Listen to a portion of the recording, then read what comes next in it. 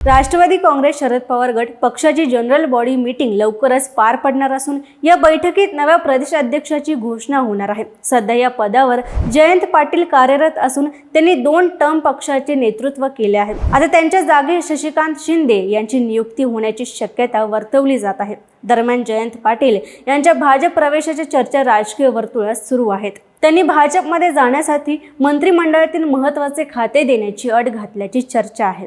मात्र भाजपमधील एका गटाचा त्यांच्या विरोधात विरोध असल्याने त्यांच्या प्रवेशात अडथळे निर्माण झाले आहेत असे सांगितले जाते। तरीही जयंत पाटील यांनी हे सर्व दावे फेटाळले आहेत।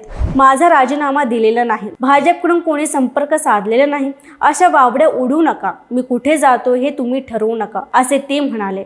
त्यामुळे जयंत पाटील भाजपमध्ये जाणार की नाही यावर अजूनही अनिश्चिततेचे सावट आहे।